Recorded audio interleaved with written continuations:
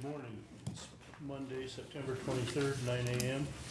This is the Muscatine County Board of Supervisors. I'd like to bring the meeting to order. First item on the agenda is to review the agenda. So moved. Second. I have a motion by Scott, and a second by Kurt. Any further discussion? All in favor signify by saying aye. Aye. Opposed, the same. Motion carries. Item number 3 is a public hearing to repurpose bond proceeds from construction of a bathroom addition at the Muscatine County Jail to repairs at the Muscatine County Jail and the Sheriff's Office. Kayla, you want to talk a little bit about that? Good morning. Good morning. So in July of 2023, we bonded for $3 million. $195,000 of that was allocated to a bathroom addition at the jail. Since then, we have had our facilities master plan updated. You should have the law enforcement section in your packet there. In that section, we found that there was a higher need for some other repairs at the jail and the sheriff's office. Those being door replacement, access panels, split system conditioning, and then repairs to the sheriff's office parking lot and sidewalks. Those are estimated around $110,000. I spoke with Sheriff Reese, and he's in agreement that the master plan recommendations would be a better use of these bond proceeds. Do you want to speak on this at all, Sheriff? We did have that project, bathroom project, a year or two ago that we ended up not moving forward with. I wanted to do the sidewalk out at the patrol office down in Brown County West for a couple of years. There's some significant issues with that. I think we're gonna start having further damage to the building if we don't do something with it. So that's where we're at. So it's recommended that we repurpose these to move forward with these other projects rather than a bathroom addition. Okay, this is a public hearing. Any members of the public wishing to address, make comments for or against? Board members, you have any questions? I do not. Comments? If not, I would accept a motion to close the public hearing. I'll move. Have a motion by Danny, Second. second by Kurt. This is a roll call vote. Scott? Aye. I vote aye. Danny? Aye. And Kurt? Aye. Next is the discussion of possible action to approve resolution 09-23-2401, repurposing the bond proceeds. I'll move. I have a motion by Danny, I'll second. second by Scott. So, roll call vote. Scott? Aye. I vote aye. Danny? Aye. And Kurt? Aye. Motion carries. On item number 4 is discussion of possible action, possible decision on a request to plan a triathlon in and around Deep Lakes Park in August 2025 with Adam Raisbeck of the Muscatine Police Department. Morning, Adam.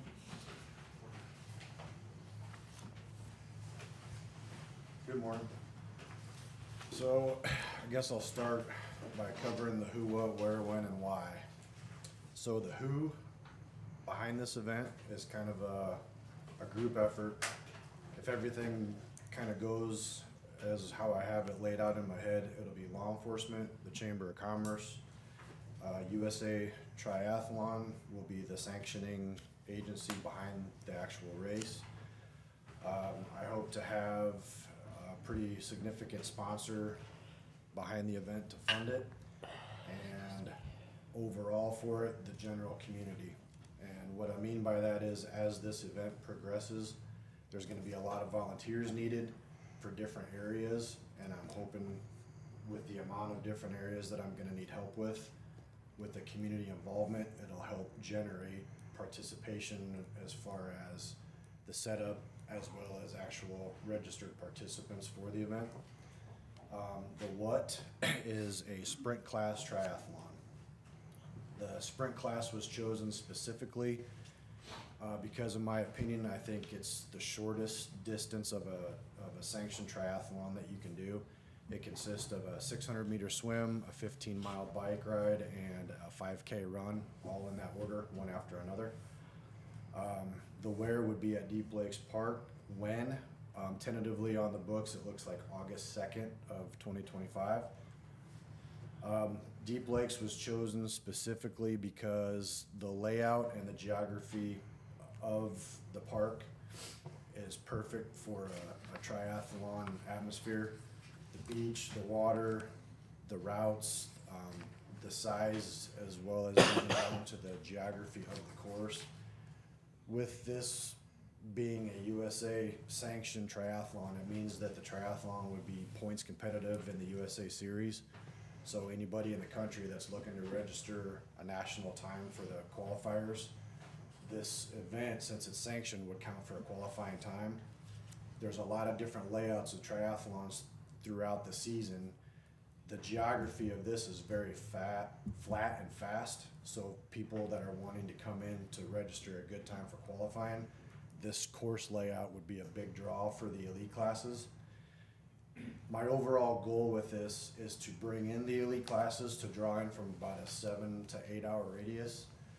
I also want to mix that in with the local community as far as participation, as well as the general extended community of this area.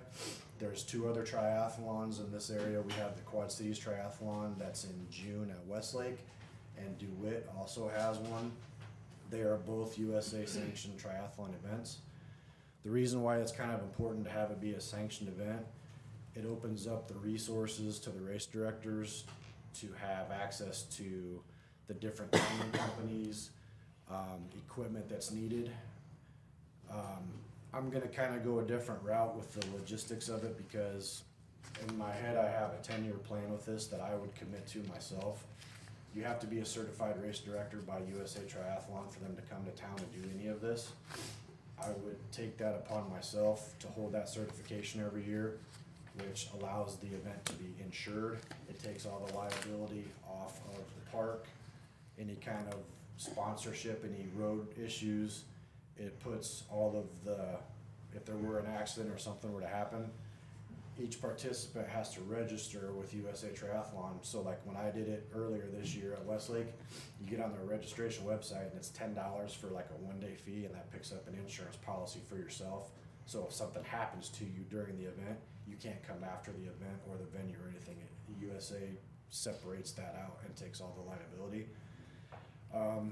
The why, there's a lot of reasons why.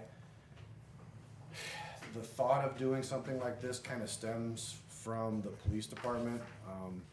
We're all kind of encouraged to come up with some sort of a theme or an event that we can do to kind of present to the community as a project. An example of that would be like the National Night Out, popsicles with police, different stuff that the school resources officers do with the schools.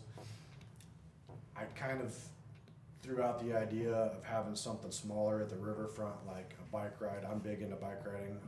I like all the triathlon aspects, but I thought about doing like a pedal with the police project, or doing some sort of like a one-time group activity ride. But I kind of thought, that might draw a handful of people down for the day. It's really not gonna have a whole lot of involvement of what I would like.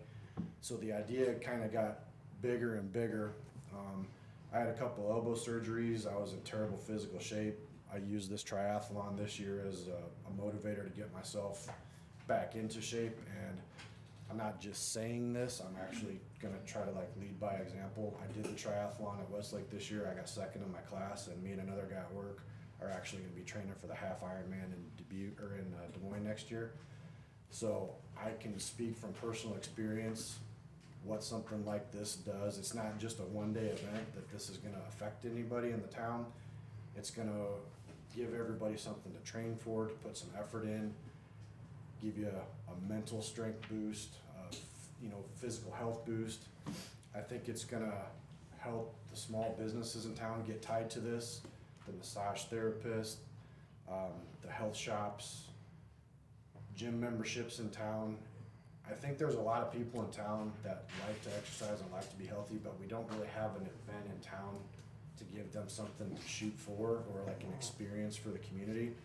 If you're, big into keeping in shape and staying in health, I think this is something where you can go down and push yourself, and it's like a goal on the calendar to set for yourself.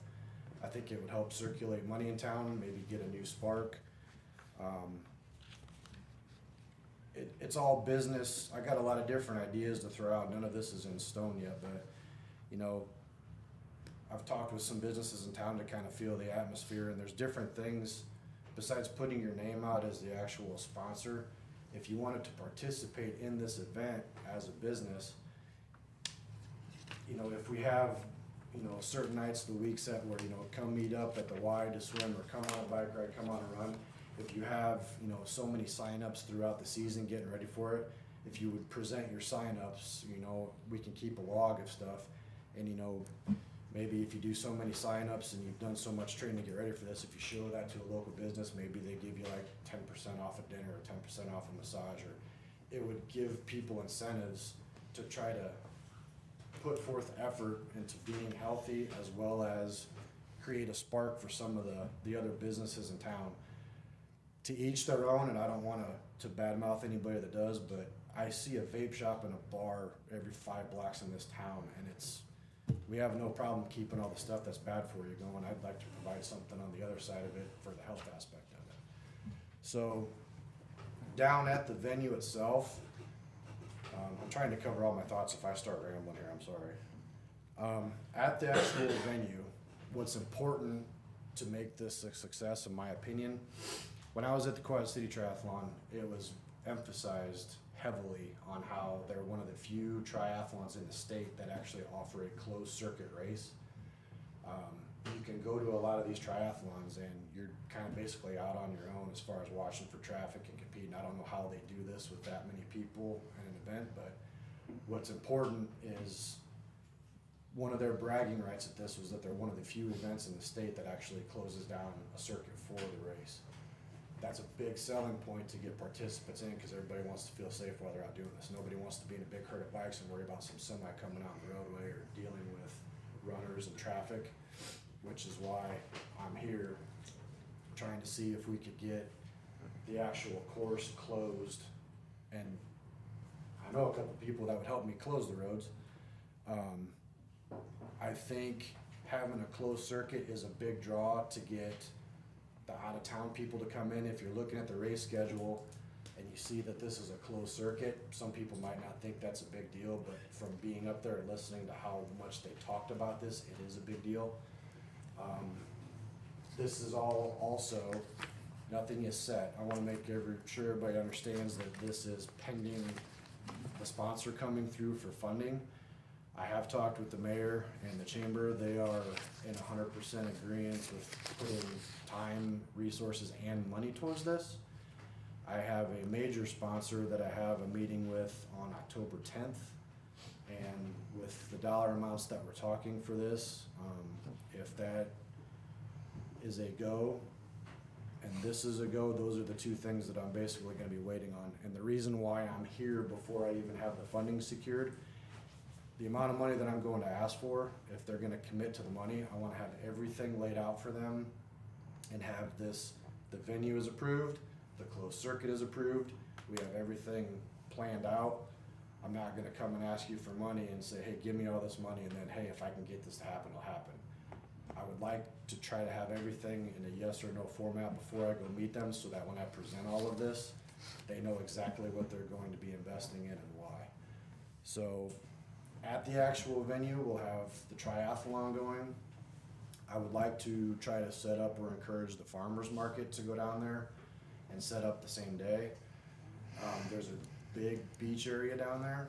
I would like to have things set up so that all of the kids at the beach will be able to do kid activities, like just thoughts in my head that I have right now are like sandcastle competitions for prizes, purchasing some metal detectors, having treasure hunts, put stuff in the sand for the kids. I don't want it to be just a triathlon for that day. I want to try to draw a crowd in to get everybody kind of like a day event. So one of the things I noticed at the QC one that I was at, it was show up, do the triathlon, and go home. I think to get more people to participate, if they can come down to watch their significant other, friends or family compete, if there's enough down there for a like a family type atmosphere for the day, come down with the family, watch them compete, have stuff for the kids to do, bounce houses, other activities, because there's kind of a lull time when the last person comes in across the finish to where they get all the times and everything done to award all the prizes out, and everybody just kind of was standing around. I think that hour or so pause where there's not much going on, it would be good for the farmers market to have a lot of people circulating around in the farmers market. make contacts, expand, I wanna make it more of a family day event instead of just a triathlon.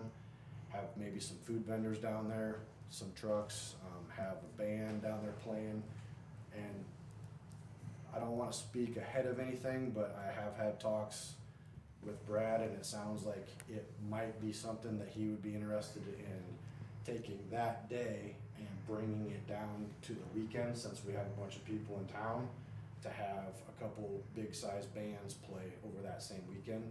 So use the triathlon and Deep Lakes as kind of the trigger to bring everybody in. And then while we have everybody here getting hotel rooms and spending money on shops and, groceries or food, keep everybody here for the weekend and try to bring a good sized crowd down for some bands and some music. Nothing is set in stone, that's just kind of the general thought process. To give you guys, I handed out, I don't know if you guys have seen it or not, but the actual race circuit from the park would go down Pettibone, over to Wiggins, connect to Stewart Road and go south. The turnaround point for the bike path would be just past Port Louisa on the first S curve, about halfway. It's about 7.5 miles out. So they would leave the park, travel that path, turn around, come right back. Once they're back at the park, they would transition to the run. The run I would like to have go north on Pettibone, across 41st Street, across Stewart Road, and there's a cone. The reason why that's important, to make the distance so that USA will sanction it as far as the run distance. I can use that cone and push it out 41st Street however far I need to make the finish line position exactly wherever we want it to inside the park for everybody to see. If the finish line is, right in the middle of the beat, in the big parking lot area for everybody to see, from the point where they leave the transition area by the beach to where they get back to the finish line, I can move that cone in or out to get the distance exact. It would travel all the way around the park area. It would bring all of the runners back in on the bike path. It would be a one-way direction to where basically the entire park would be getting used. And I think with the cabins, the potential campgrounds, everything going on down there, I think this event would probably fill the park up for the weekend. It's something that we haven't done here. I think it would put the park on the map as far as a place to go. It's a major event. It would be happening at least for the next 10 years, but I'm willing to commit to it. I think I covered everything. Is there any questions for me? How long would you anticipate everything being closed off? I would like to have, for example, if we were to start the race at, say, 9 a.m., from the time it takes everybody to get into the water and out on the bikes and down, I would say the bike route would probably be closed for about 2 hours, maybe 3 at the longest.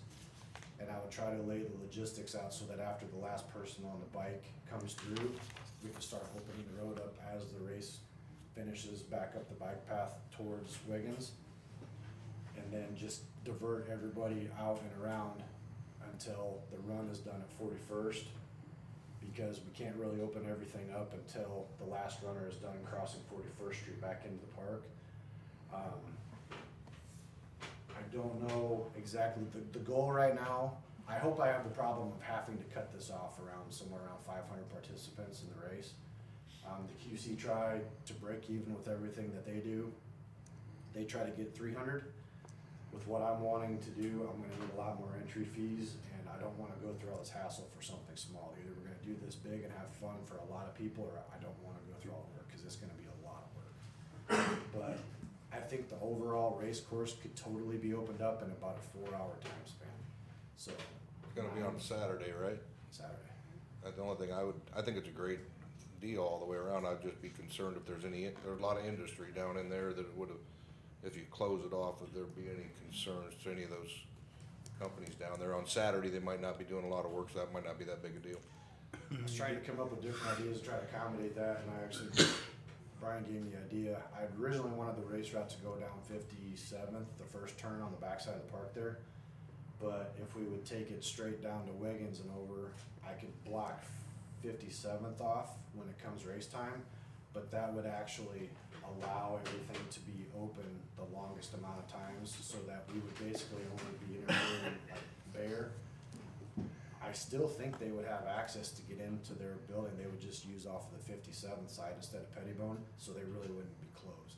As far as everything on Pettibone, all of that could stay open all the way up until race time, where we would need to actually close it during the race. But the only thing prior to race time would be everybody wanting to get in. Parking's gonna be an issue. I've talked to some businesses down there as far as off-site parking and running shuttles. We had, it didn't really stop people at the QC trial. We had to park clear across Locust Street, load up all of our gear and ride our bikes to the park to get in to register ourselves. They actually closed the park down before the race starts, so either you're in the park to see it or you're parking somewhere off of the closed circuit walking to see it. But I think we would try to advertise it and promote it well enough. You know, if you want to participate or be inside the park, get down here, get inside the park by, you know, whatever time, and have a cutoff time so that we have a window to get everybody inside that wants to be, give all the people on the course a chance to get all the signage up, get the squads positioned, get everything closed, clean all the traffic off the roads, and get ready for the race.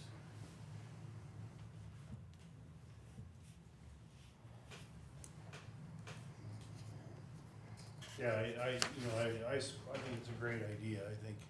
I think that's a great venue. I think if we can attract, the public to that and certainly support the initiative. A lot of questions about traffic control. I agree, you know, I'd done a few triathlons in my day, and I agree, closed course, triathlons are always better attended because people don't wanna deal with all the traffic and issues that can cause. So I've had a conversation with our chief, and I've had a conversation with Quinn, and it sounds like whatever they need to throw at it as far as bodies to have marked units to cover everything the right way, we'll get it done. And I think the community generally, I would say for the business community, in my experience, is if you communicate with them, they'll work with you on access and issues, cause they wanna support good community efforts too. So I think it's a, you know, you never know until you try. I did have one question, you know, they had the tri-million try at the Y, had that little, they did that, do they still do that? I haven't paid I attention the haven't last heard few of years. them doing that recently. They might, but that's kind of. That was an offshoot. always very well attended, they had a lot of people, and that was like a February thing, indoor, kind of a little mini triathlon. So there are, you know, there are groups of people that they're passionate about this stuff, and So I you know, guess get a following. you reminded me of another point that I forgot about. So with the funding for this, I'm going at this with the approach of, I don't wanna deal with vendors, I don't wanna deal with renting anything, I don't wanna have to depend on any other company's availabilities. I'm going at this with the philosophy, I'm going to buy everything that I need and own it to put this on.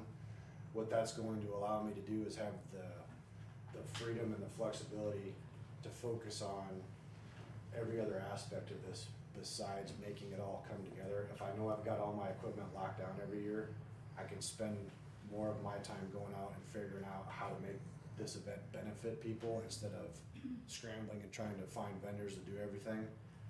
With that being said, if I own that equipment and it's all part of the triathlon, to give an example, the Watermelon Stampede at the Y, okay? My kids and I participated in that this year, and one of the things that I noticed was when you cross the start lines and finish lines, it's a couple orange cones and a congratulations.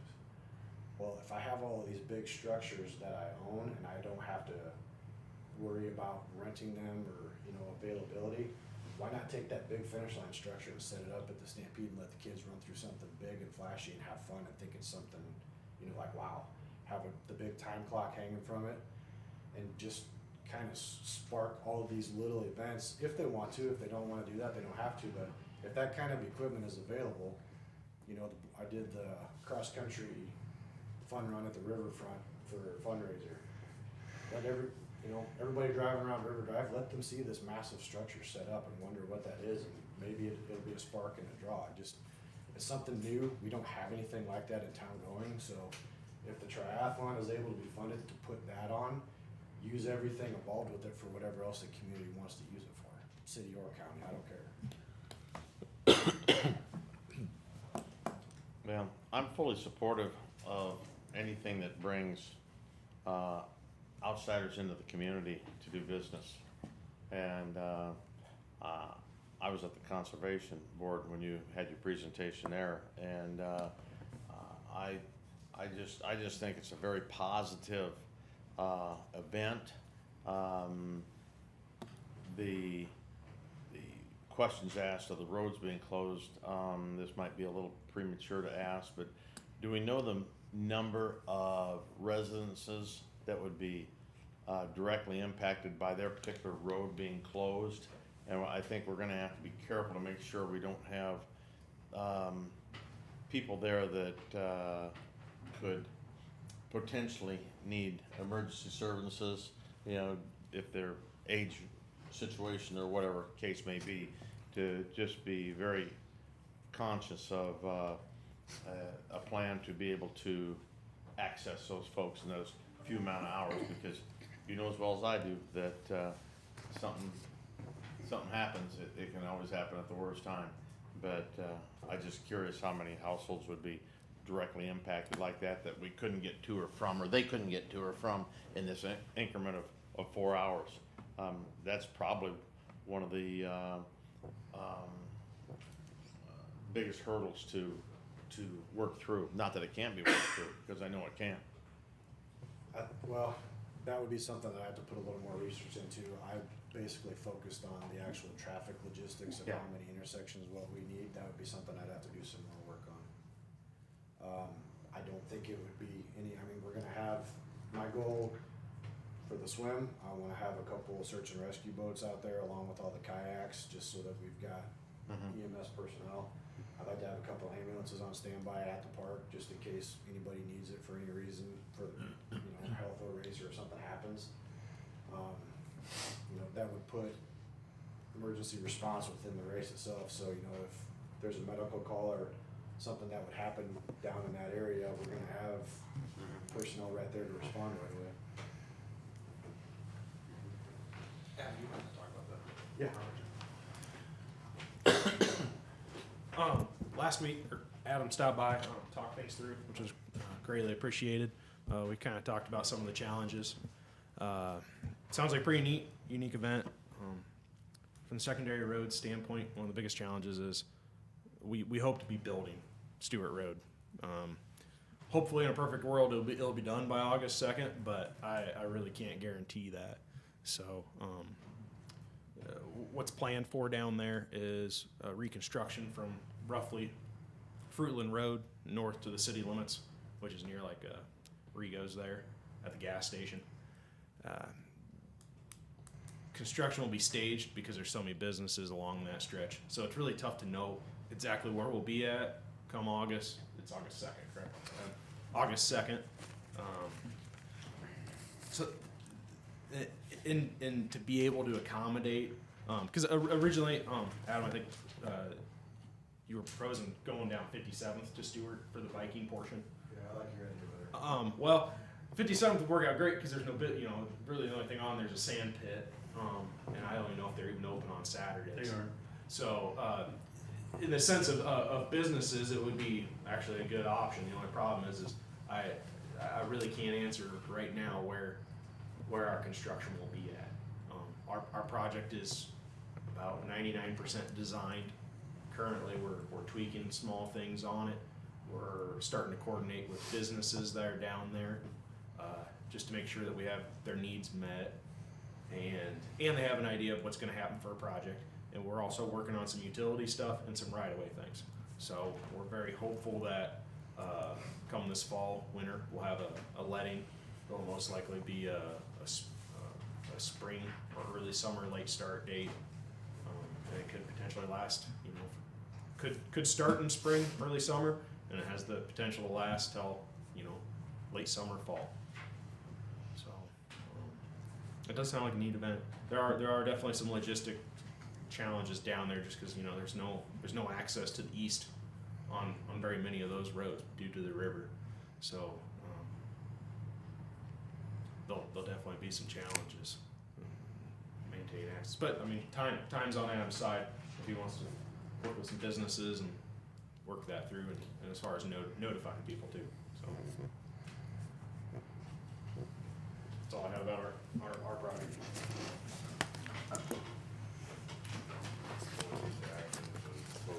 Well, I think it's just I don't think we're on for, this is just a decision. Right, I think the decision is about, is this something that you guys, if the issues can be worked out, are supportive of, so Adam can continue the planning process. Yeah, I think I'm in support of that. absolutely. If you can, yeah, sure.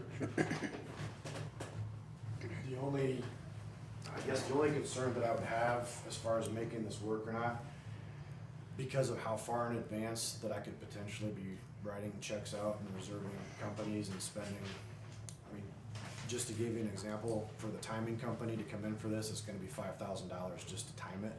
So if I put that check out, I would have to see what the refund status is and all that, but if I have the sponsor money and I start getting all this reserved as soon as I can, I don't wanna be in a position where I'm begging to ask for my money back because the roads won't let this happen.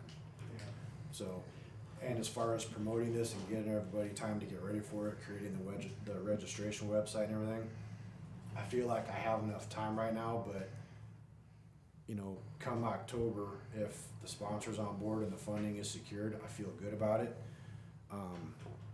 It's kind of time is of the essence just to get this out to the general public and extended public to give everybody enough time to get ready for this.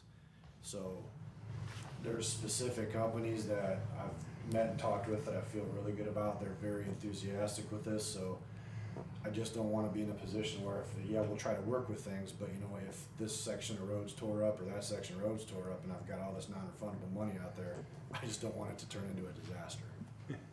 Yeah, it sounds like, if I understand it right, there's a little bit of a risk, not knowing if Stewart's kinda critical to putting this together to being open, right? Yeah. And But without- you have what, so you cross the intersection, you're crossing are you traveling, Stuart? I didn't pick, so the plan is, So from the park, we'll head out down Pettibone. yeah, We can still work out the logistics of either 57th or Wiggins, whichever we think everybody has an input of what they think would work best for the race as well as the businesses.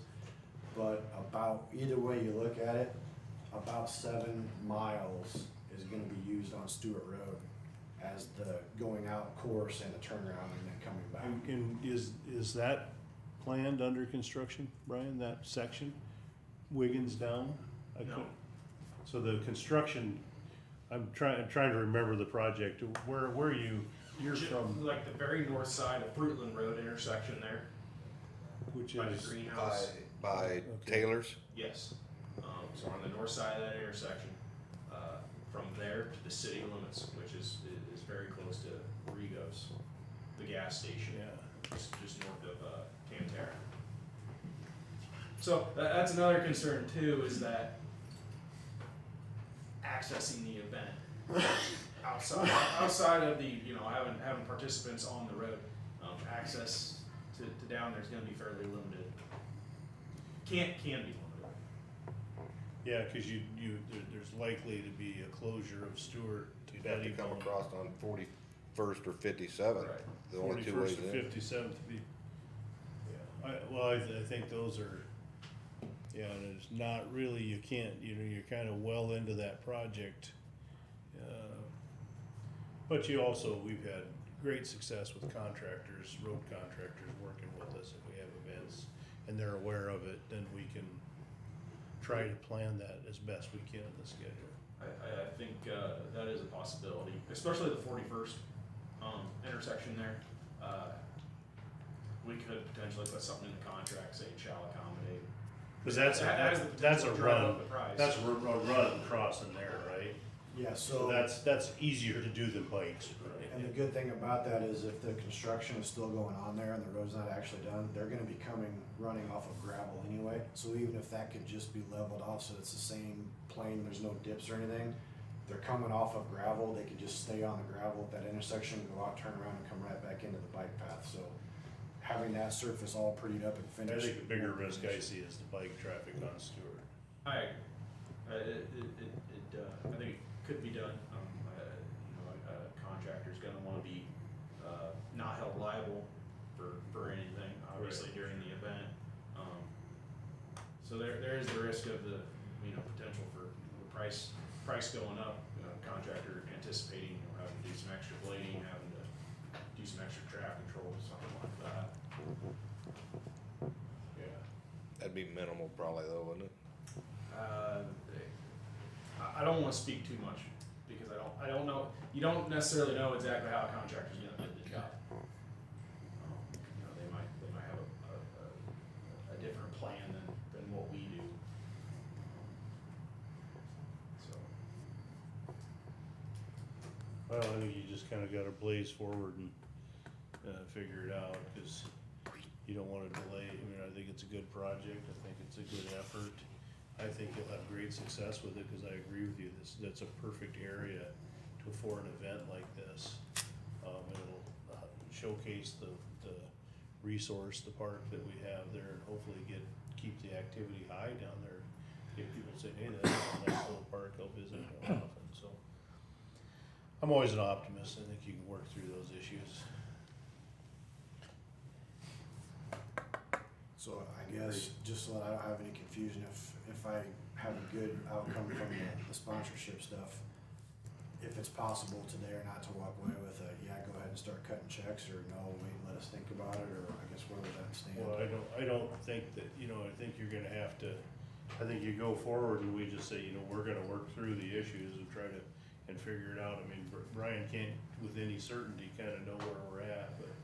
I mean, the only certainty we could do is delay the project a year, which that's not something I would recommend, but it is. Yeah, I don't think we should do that. I think we should try to work around it, but there is a little bit of risk you're gonna have. If you waited on everything until everything was perfect, you'd never do anything. You're talking about 10 years anyway doing it, so you're gonna run. Yeah, we're gonna have the same We're not problem in a gonna do year, life so 10 you might as years, well fix the road. I guess for my 2 cents on that, for what it'd be worth, if the steam's pretty positive and energetic right now to get this done the first year, maybe logistically, knowing the timeframes and everything, if it did happen the following year, it'd be more time to plan it out to make things more accountable. I don't, however you guys wanted to do that. Yeah, I don't know.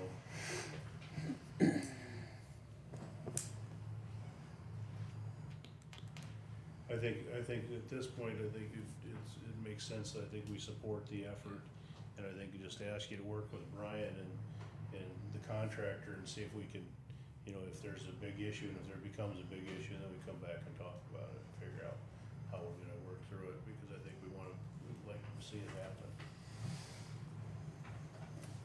Nothing's easy. No, I'm finding this out as this goes. It's getting big quick. But we appreciate you coming in this morning, Adam, and attempting this effort, so, Thank you. wish you great success. Okay, item number 5, items with the county engineer, Brian Horowski. Item 5A is discussion possible action approve purchase of a 2025 medium-duty truck. Good morning again.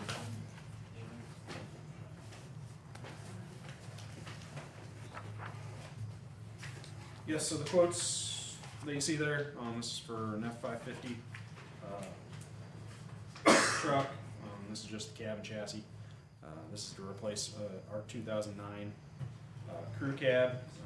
This truck we typically use a lot, especially in the winter months when we're going out chipping, doing a lot of brush cutting. It's gonna be replaced with a light truck. We did quote a crew cab there, and we do intend to trade. So I'll move.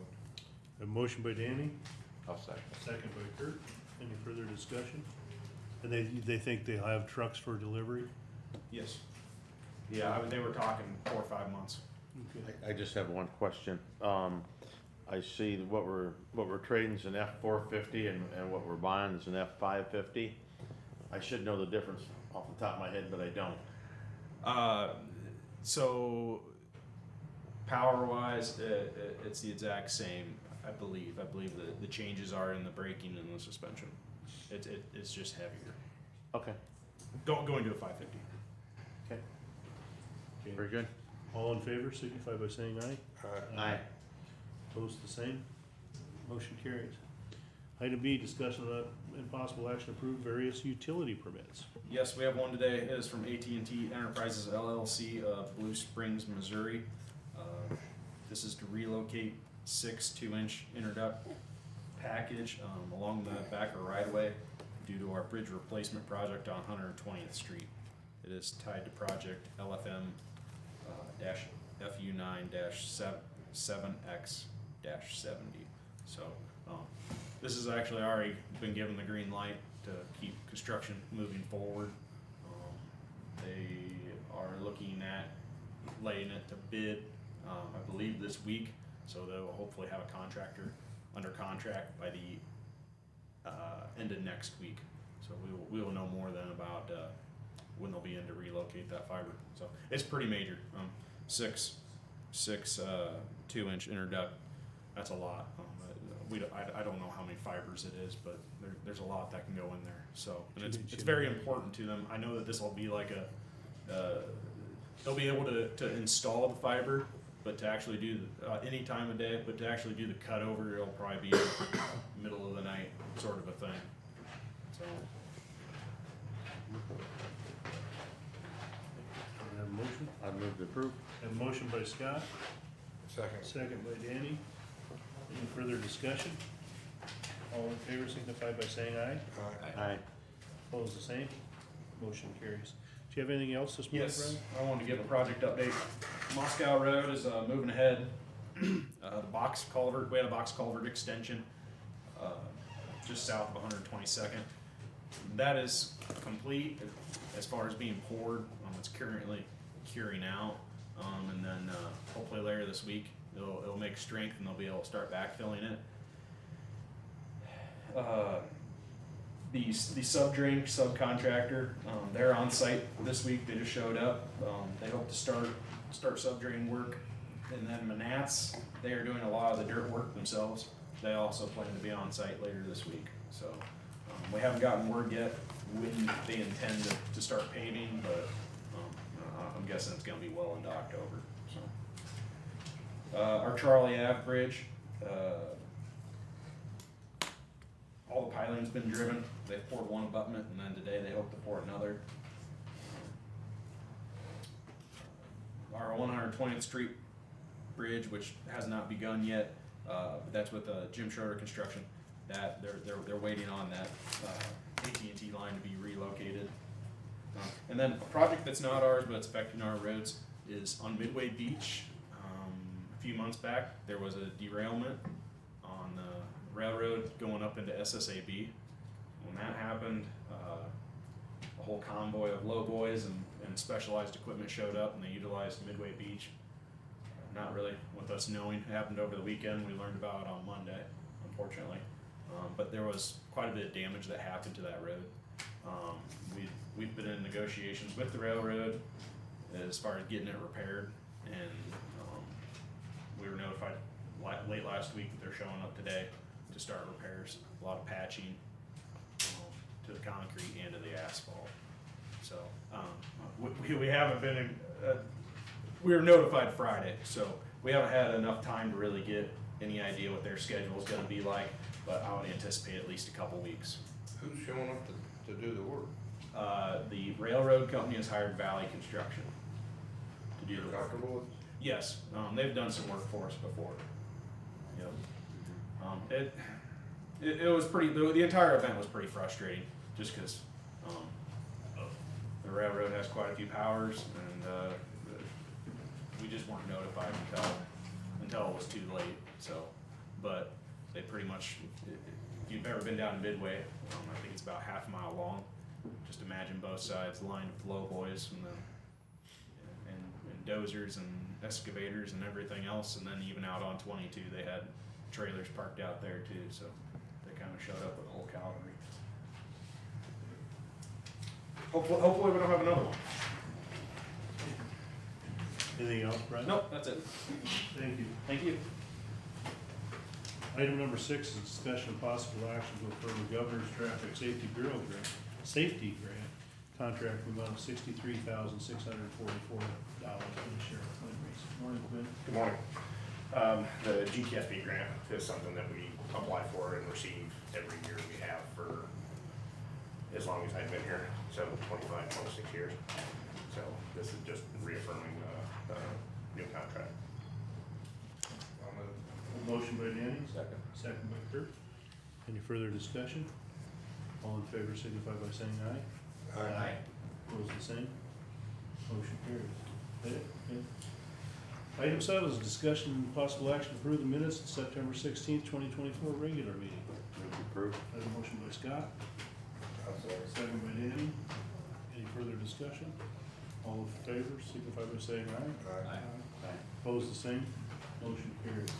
Correspondence, Scott, did you have any? I had nothing to note as far as correspondence is concerned. I had nothing to note, David. I had nothing. And Kurt. I had nothing. How about committee reports, Kurt? I had, fair board meeting on Thursday the 19th.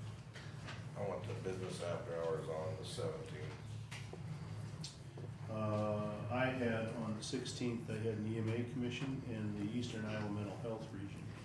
I will note, and I met, I could say that correspondence, I met with members of the jail staff afterwards. The governing board took action to make a $3 million budget adjustment.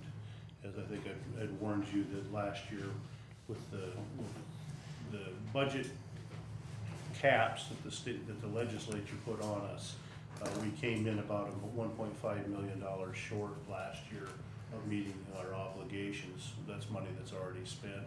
So we have no choice but to spend down this year's funding by $1.5 million. So the board has taken a $3 million cut at the budget to shore up for this fiscal year, so we don't have to face further cuts. That's about a $14 million budget, so that's a pretty big, well, we have $12.7 million in revenue.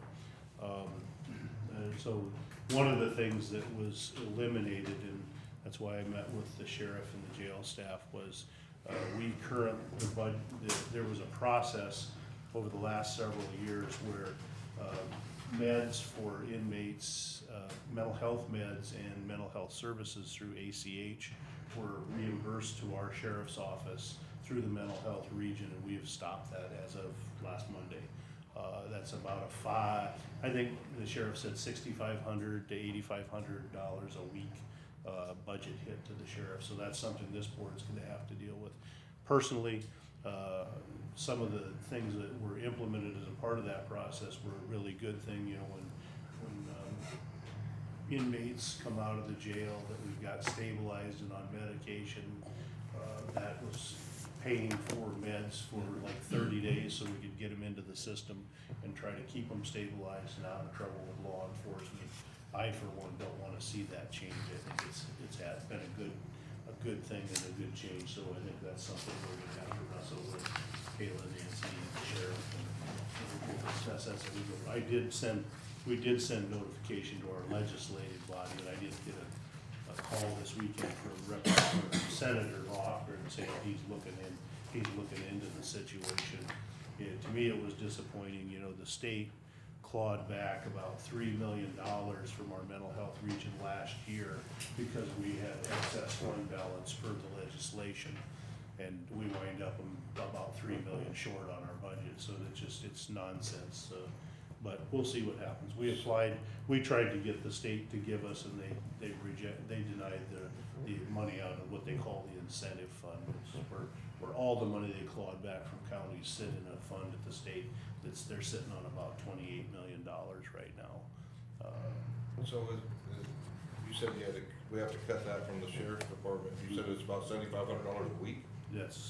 I think that's what he said, $7,500 a week, maybe it was a month. So that's $30,000 a month. I mean, how we got a budget for this going, how are we gonna cover this? Well, I think the question is, what of it is discretionary funding and what isn't, and what are we gonna cut back and what are we gonna do? I mean, that's the question. Every county has it. This was the mental health funding, and this is, to me, it's kind of ironic because, you know, if you recall the history of mental health funding in counties, you know, we went to a regionalization because there was a big discrepancy in services available to people depending on your address, where you live, what would be available to you. And so the state created legislation and they went to a regionalization system back in 2014-15, and we regionalized, so that created the Eastern Iowa Mental Health Region. Well, one of the things that we noticed when we put this together was there was a significant difference in how and where things were being funded by counties. So the good news is that it came together under a region, we all got together and we were funding it the same. I use the jail as a classic example.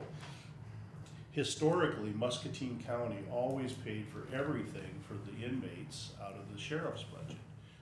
If you looked at code, the code says you do. But you also look at the code for mental health, and it says that you're to pay all mental health expenditures out of mental health fund. So as we put the region together, the 5 or 7 counties, whatever we are, all the counties were funding it through their jail expenditures, except Scott County. They were funding all of that activity in their jail through their mental health funds.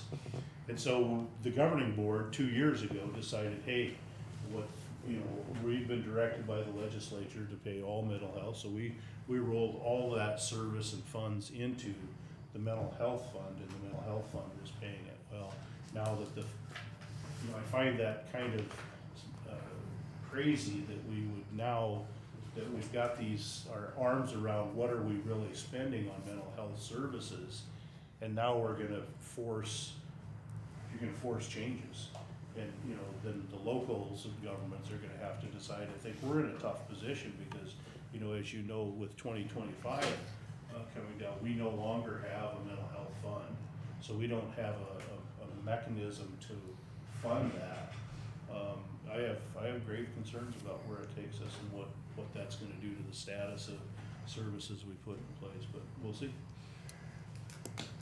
That's, more to that story to come, I think, is the moral of that one. Scott? I had, on Monday the 16th, Conservation Board.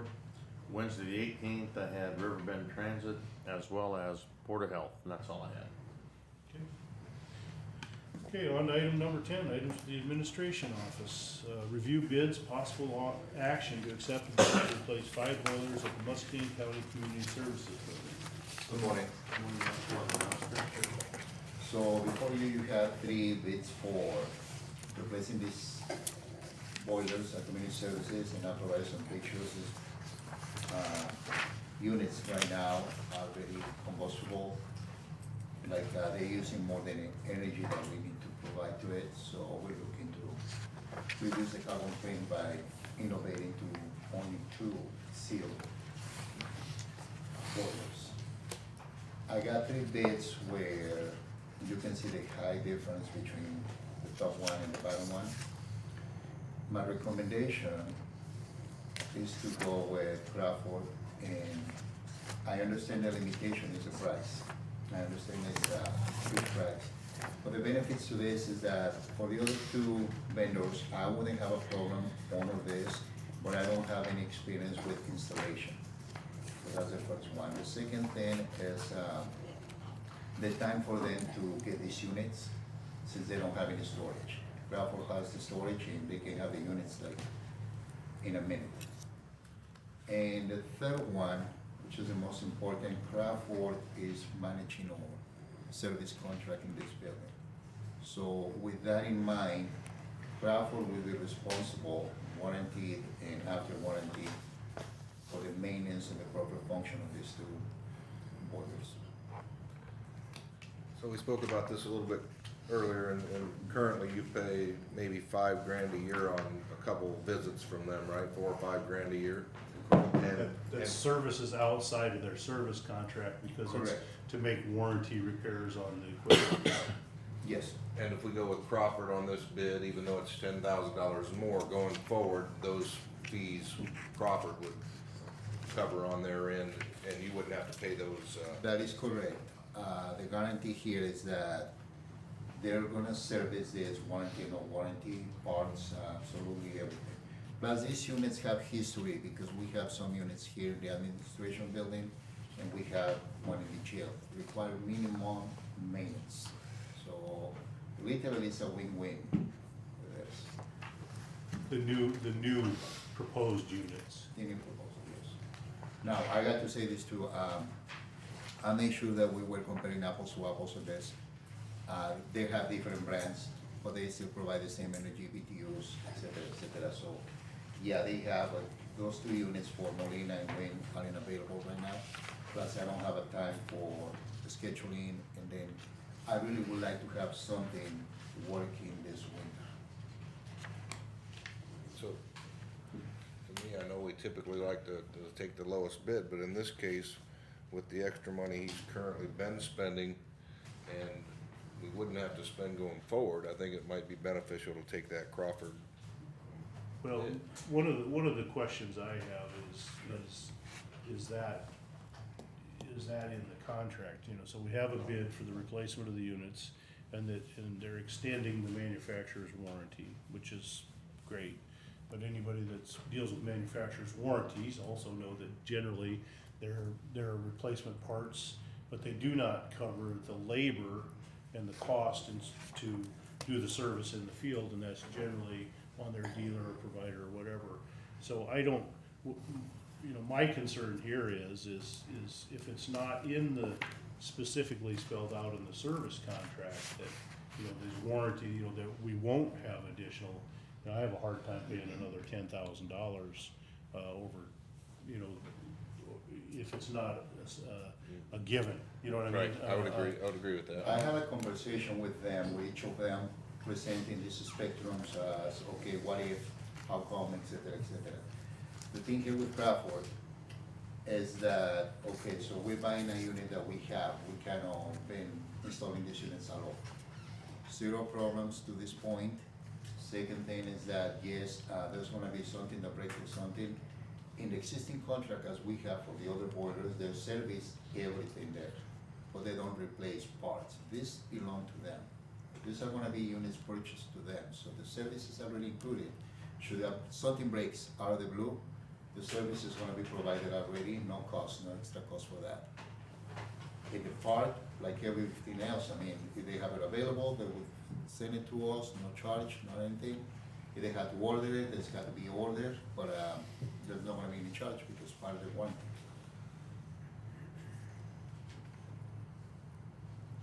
So in summary, what I'm looking for the extra $10,000 is the peace of mind that I'm not gonna have problems with units for the next 20 years.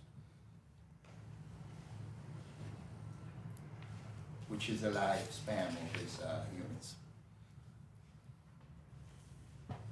So I go to, you know, public bidding process here, Nancy, and Jim maybe help with this. My understanding is, you know, we have to do lowest responsible on bidder, right? And We have to do lowest responsible unless we have an exception of why we would choose somebody else. And so that's what Oscar is trying to explain is, in his opinion, there's a reason to make that exception. I agree with Nancy, you know, maybe a little simpler way to approach it from Crawford's perspective to get what Oscar's asking for is just to break their bid down between the equipment and what would be their effectuated service period. If you break those two out, my guess is they're gonna be the lower bid, but they build in some cost for what would be a service that we wouldn't necessarily get from anybody else. If that makes any sense. That's kinda how I'm That way looking you're at it. looking apples to apples kind of a thing. right, that's my concern in this, because do we have any, you know, if that's in fact the case, you know, there, you know, I mean, I understand, warranty service is not free from a manufacturer, and but I just wanna make sure that when we look at the bids, that is the difference, and what is that cost difference, so that I can make a reasonable, you know, decision. I don't know how difficult that would be, Oscar, I'm not trying to compliment it, I'm just trying to get maybe where you wanna go. No, I appreciate it, because actually I might not have the language that really breaks it down like that, but in conversations plus what we size to bid here, yeah, they're apples to apples. I mean, the three of them are offering me the same product, different brands. Okay, so there's no, now, looking at the future, something breaks, I need to look for this fund and time and price. Crawford does PMs according to the contract twice a year. Crawford is always looking to these repairs in a time fashion manner, so I just had an inspection where we kind of get attacked because it was leaking, one of the discharge units was leaking, so this happens every year, that's why I provided those pictures, you know, how corroded these things are. The service for that, the service, Crawford doesn't include that in the service contract, so that's a service call. It's charging like $1,000, $800,000. That happens to me every so often. With these units, I'm trying to eliminate that call. Now, I understand, I mean, I can get the benefit out of the other two units too. I mean, Molina or Win, I mean, what would be the difference? The difference here is that Crawford owns literally these units. So I don't have to pay the extra service. What I raise here is the fact that, okay, we didn't install that, we don't know what it is, we need to do some research, we need to go and find the parts, etc. And typically, being in a business, they're gonna mark up whatever they find that don't belong to them. Sure.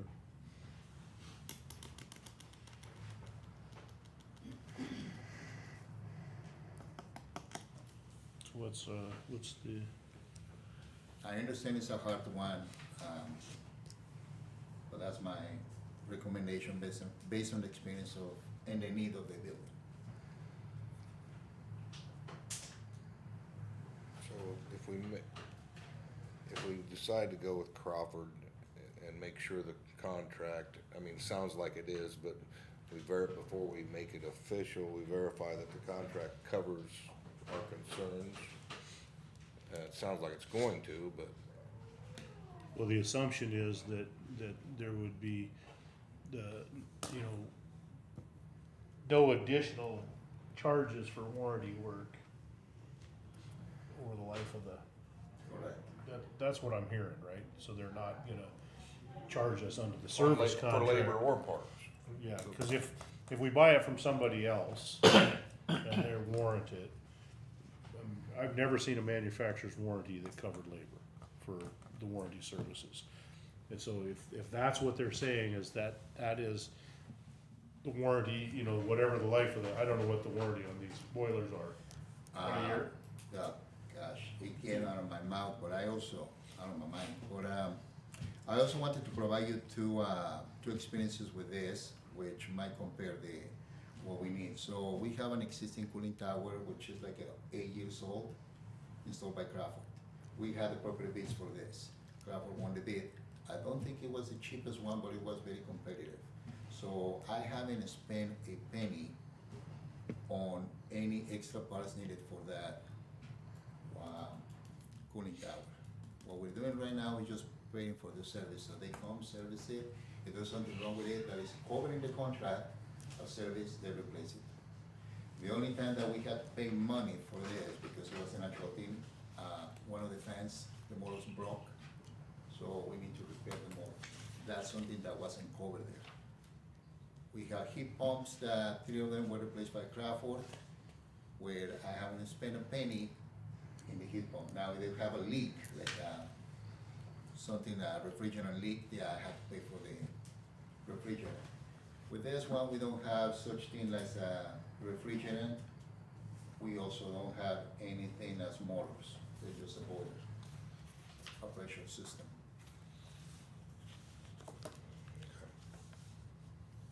So I would make a motion to accept Crawford as the winning bid with the understanding that the contract is it's going to cover parts and labor. And labor. Okay, so I have a motion by Danny. Do I have a second on that? I'll second. I have a second by Scott. So the motion is, award to contract to Crawford with the understanding that the contract includes parts and labor for any warranty service. That is correct. A motion and a second. Any further discussion? All in favor signify by saying aye. All right. Aye. Opposed? Motion carries. Thank you. Okay, item B, discussion and direction on a request from Joyce Koff Andrew to purchase 2 cemetery plots that she had previously donated to Muscatine County. Nancy, you want me to do this? Sure.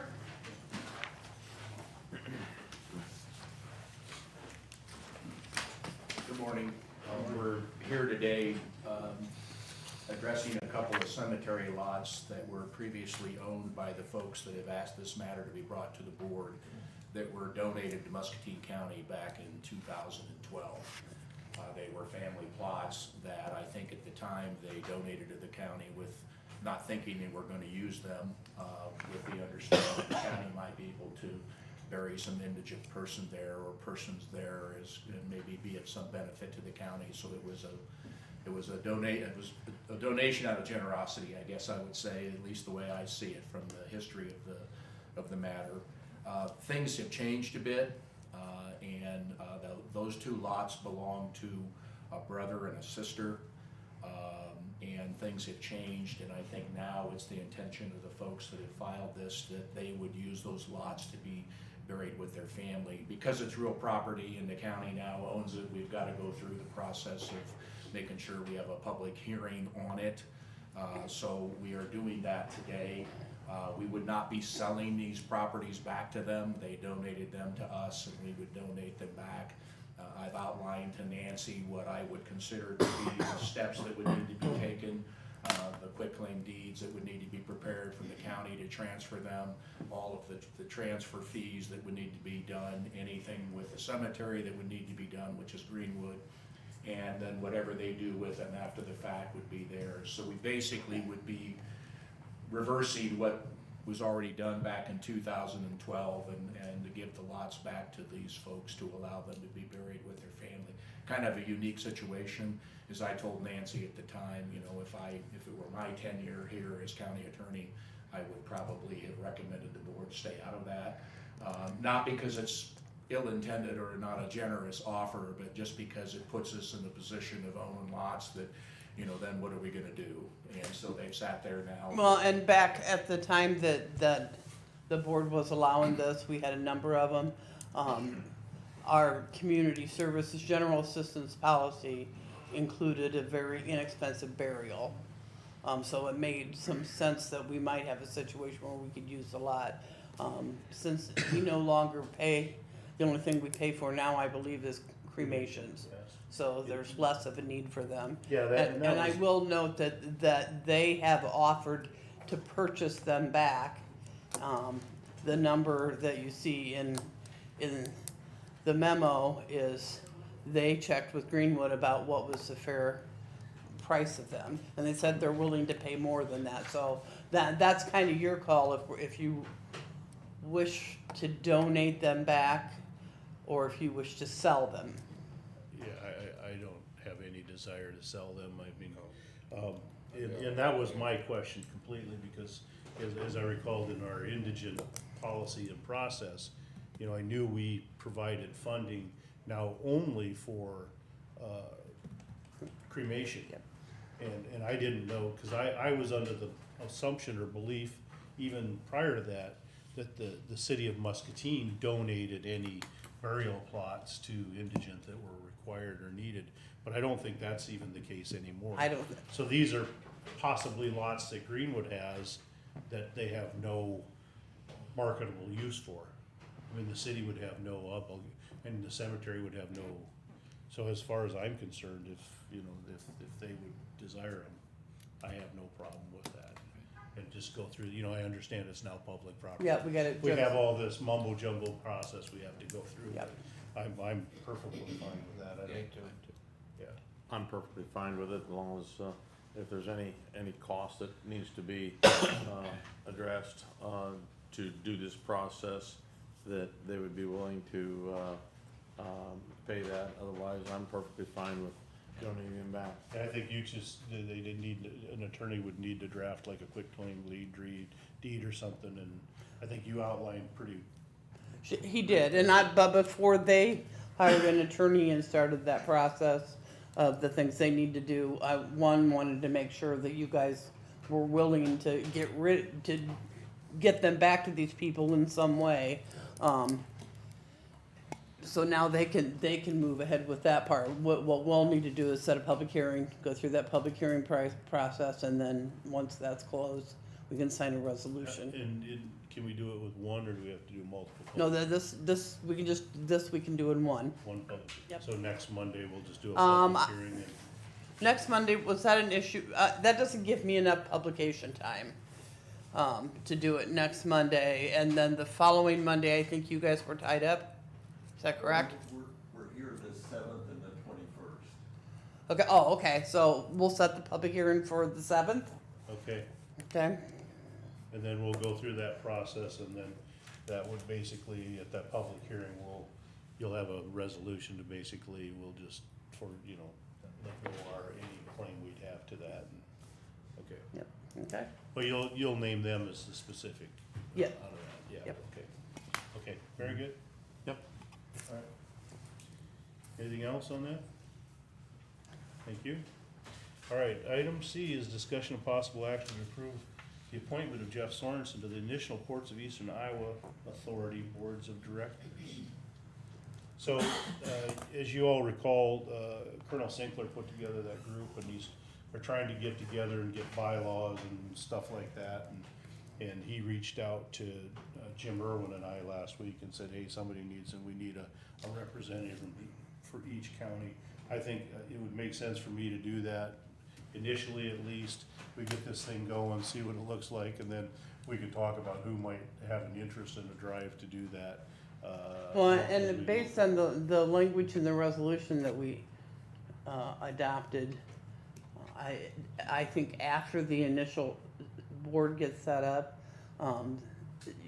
the We would take- board of directors is not supposed to be elected officials. Yeah, I think you're right. Yeah. Yeah, I think you're right. Yeah, I think you're Okay. right. It's not to be, and, Okay, so but the that's way, something we can the way well it's deal- worded, I think initially, they recognized initially we probably needed Yeah, board of supervisors to get yeah. bylaws in place and all of those Okay. things. And I've gotten since this, and I'll send it to you two, some Chris, whatever his name is, the operations manager, has put some thoughts together, and I will share those with you, because there's some things in there that I have some concern with, so. Okay. I would move.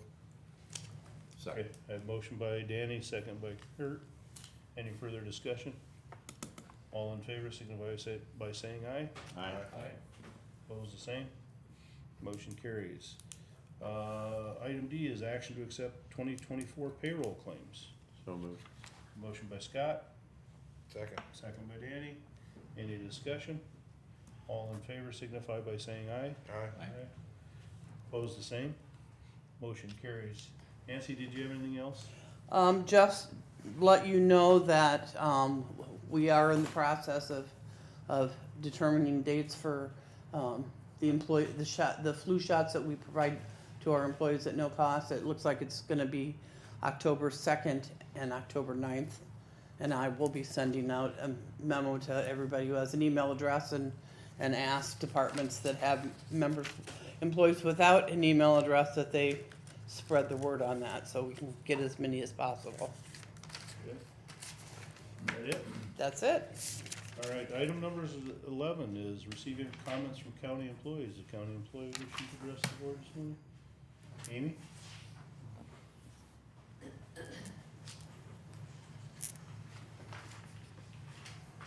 Good morning. Good morning, Amy. The treasurer's office just wants to remind all property and mobile homeowners that property taxes are due by next Monday, September 30th. They can be paid in the office, online, mailed, or dropped in the drop box out front by that Monday at 4:30. Okay. Thank you. Mhm. Seeing no one else come forward, anybody receive comments from members of the public? Any members of the public wishing to address the board this morning? Seeing no one come forward, the meeting is adjourned. I sent you that, did you get that?